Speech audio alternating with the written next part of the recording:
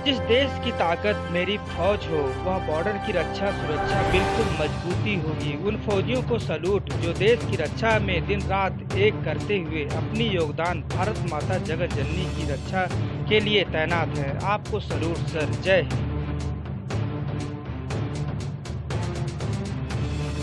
हर मुद्दे पर मेरी नज़र, गांव हो या शहर, स्वागतम हो या क्राइम, सभी पर तिरछी नज़र। कैमरा देख रहा है, आप रहिए सावधान। मैं हूं लालचंद सोनी। आज सुबह टाइम्स में आप सभी का स्वागत है। आइए आपको ले चलते हैं सहायक प्रोफेसर डॉक्टर पंकज कुमार जी। आज सुबह टाइम्स के माध्यम से देश में ज्योति जलाने का काम करते हैं। ईमानदारी और समय के अनुसार हमेशा सामाजिकता को हमेशा जिंदा रखने के लिए समाज की एक नई दिशा, नई उमंग के साथ करते रहते हैं। आइए वार्तालाप करते हैं डॉक्टर प्रोफेसर पंकज जी से।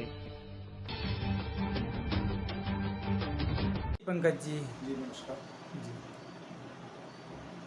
जी, आप सामाजिक स्तर को लेकर क्या बताना चाहते हैं? बहुत सारे पोस्टर जिस तरह लगा रखे हैं आपने महापुरुषों का, और यह संदेश जो भी आता है संदेश से पढ़ता है और कुछ ना कुछ अपने दिल और दिमाग में रखता है। तो इसे देखते हुए आप क्या संदेश बताना चाहते हैं?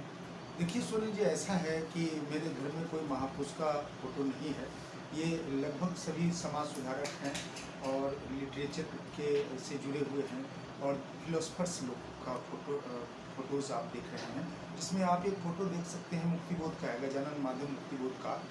और गजानन माधव मुक्तिबोध मार्क्सवादी दृष्टिकोण रखने वाले राइटर माने जाते हैं। कार्ल मार्क्स के सिद्धांतों को मानने वाले एक ऐसा दौर हमारे समाज में चला था कि कार्ल मार्क्स के सिद्धांतों का प्रभाव पूरे रूस पे, जर्मनी पे पड़ता है और उसी प्रभाव से हमारे यहाँ के भगत सिंह, सुभाष चंद्र बोस और जितने भी क्रांतिकारी होते हैं वो प्रभावित होते हैं। तो उस दौर की समस्याओं और देश की जो वर्तमान स्थितियाँ थी उसको दिखाते हुए मुक्तिबोध की रचनाएँ सामने आती है।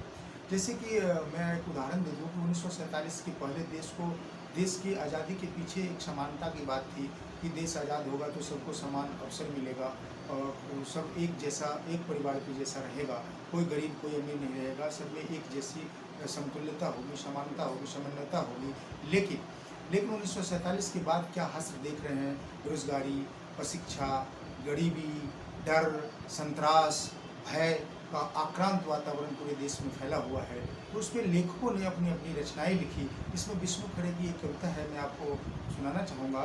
वो लिखते हैं कि 1947 के बाद से इतने लोगों को इतने तरीके से गतिशील और मालामाल होते देखा है कि जब कोई व्यक्ति हाथ फैलाता है एक रोटी, चवन्नी या चाय के लिए, तो मैं जान जाता हूँ कि मेरे सामने एक ईमानदार व्यक्ति खड़ा है। उसी तरह आप दिनकर की रचनाएं देखिए। दिनकर लिखते हैं कि स्वानों को मिलता दूध भात, भूखे बच्चे उगलाते हैं, माँ की हड्डी से चिपक चिपक जाड़े की रात बिताते हैं, ये विधाता मैं स्वर्ग लूटने आता हूँ, मैं स्वर्ग लूटने आता हूँ। तो उसी सिलसिले में मुक्तिबोध रचनाकार हैं, वो लिखते हैं कि ओ मेरे आदर्शवादी मन, ओ मेरे यथार्थवादी मन, अब तक क्या किया, जीवन क्या जिया, उद्रम भरी के अनाथ बन गए, भूतों की शादी में कनात से तन गए, किसी व्यभिचारी के बन गए बिस्तर, मर गया देश और बच गया तू। तो ये साहित्यकार जो होती है, साहित्य जो होती है, सो राजनीति से आगे चलने वाली मसाल होती है। लेकिन आज के समय में आप देख रहे हैं कि राजनीति के पिछलग्गू बनने वाले लोग ही शिक्षाविद बन पाते हैं, राजनीति के पिछलग्गू होने वाले लोग भी आगे चल पाते हैं। तो मैं तो यही कहना चाहूँगा कि मतलब इन बात को आप देख सकते हैं कि हमारा देश महान है, इसकी आत्मा की शान है। ये बात नेताजी अपने भाषण में कहते हैं, जो एयर कंडीशनर बंगलों में रहते हैं, देश की जिनकी कृपा से निहाल है जो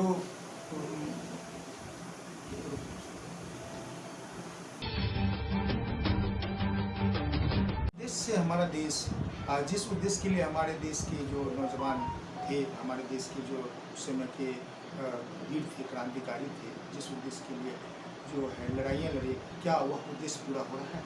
क्या आज हमारे समाज ने जो सपना देखा था, आज हमारे जो क्रांतिकारी लोगों ने जो सपना देखा था और अपने जो है खून बहाए थे, क्या हमारे देश में वो अच्छी सफल हो पा रहा है? यह विचारणीय प्रश्न है। यही जब विचार करते हैं तो हमारे अंदर में जो है विद्रोह की भावना होती है, क्रांतिकारिता की भावना होती है।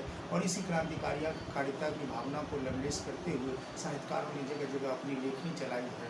उन्हीं साहित्यकारों के कुछ जो है कुछ चित्र मेरे रूम में लगे हुए हैं। ऐसा कोई नहीं, ऐसी कोई ये नहीं है कि कोई महापुरुष है या कोई है। आप इधर देख सकते हैं कि यहाँ पे लिखा हुआ है कि हाथ तो काट दिए कुछ आगारों के तुमने, मौजमे की वही उम्मीद मगर चाक से है। आप देखते हैं कि पूंजीवादी दौर में, पूंजीवादी समाज में इस तरह से पूंजीवादी के गिरफ्त में पूरा भारत समाज आ चुका है। औद्योगिकरण का दौर चल रहा है और कुछ सत्ता जो है सो पूंजीपति शासकों के हाथ में, पूंजीपति वर्ग के लोगों के हाथ में आ चुकी है। और जो हाशिए वर्ग के लोग हैं उनकी दशा वही की वही है, जस की तस है। तो आप देख सकते हैं इसी सब कारण से हमारी समरसता, सामाजिक समरसता बिगड़ती है, हमारे समाज में अस्तव्यस्तता फैल रही है। और यह हमारे समाज में जो है इस तरह का जो आधुनिकीकरण और मॉडर्निटी का जो माहौल आ रहा है, हमारा जो मध्यम वर्गीय है वह उच्च वर्गीय की जैसे क्या है, इसके पीछे के कारण क्या है, ये कारण और हमारी सभ्यता संस्कृति बिगड़ती हुई जा रही है हमारी सब। नमस्कार दोस्तों, मेरे चैनल को सब्सक्राइब, लाइक करें और आइकॉन को जरूर दबाएं ताकि आने वाले वीडियो को आपको नोटिफिकेशन मिल जाए। धन्यवाद।